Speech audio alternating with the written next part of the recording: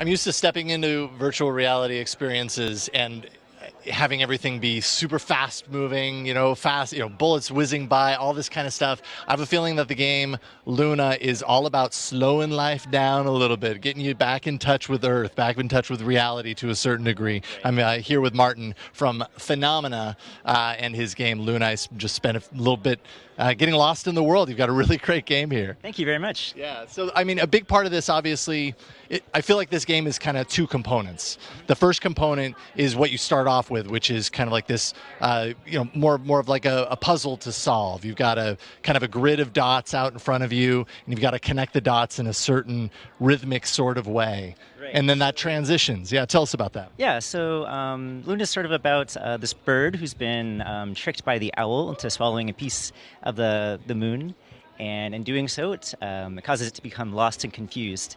So when you first start the demo, you wake up with the bird, and the bird doesn't know where it is.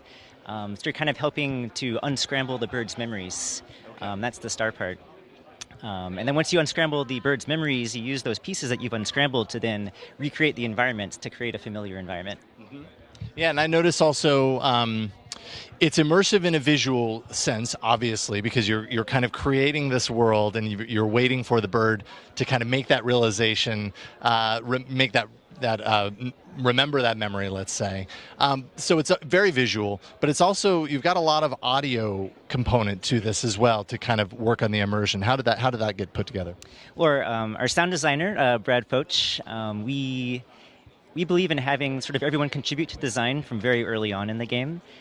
So he's constantly creating prototypes and sending us videos and being involved in the design discussions about how to fully incorporate audio into the gameplay experience. Mm-hmm.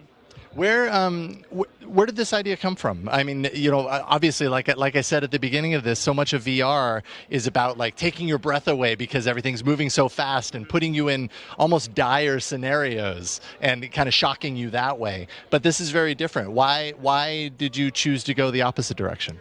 Right. Well, a lot of games are about sort of if something bad happens to you, you go and get revenge on it, or you go and fix it. But often, where you are right now is a result of all the experiences, both positive and negative, that you've had.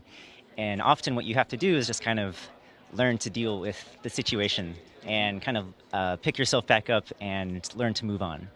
Mm-hmm. And so I think what you're doing with the bird is you're helping it sort of, as we've all found ourselves in a place where we've been knocked off of our feet, and you're trying to figure out, all right, well, how do I regain my bearings? How do I sort of recreate my new reality based on the position that I'm in right now? Mm-hmm. Do we ever get to find the bird a companion throughout the course of the game? Yes. So in each level, the bird meets a new animal creature who helps the bird find its way back home. And so in this demo, you're at the very end, you sing, and the turtle comes out. Mm-hmm. Yeah, that was very cool. You see the turtle kind of emerge from the water, and you just kind of want to pick it up and pet it. It's a super cool experience. Yeah, we've had a lot of people want to pet the turtle. We actually had a little girl. When the turtle came out, she dropped the controllers and she went over to go try to hug it. But that's a testament, right, to kind of the immersive qualities of VR and what you're doing here, pulling you into another world that's still, though it's another world, it feels very familiar because it's not, playing in this kind of crazy, world where bullets are whizzing by you. It's kind of a little more down to earth, a little more connected to reality. Do you think this is a genre of games and experiences with VR, kind of getting people in tune with their emotional self, let's say, that's as yet unexplored and has the potential to be a lot more?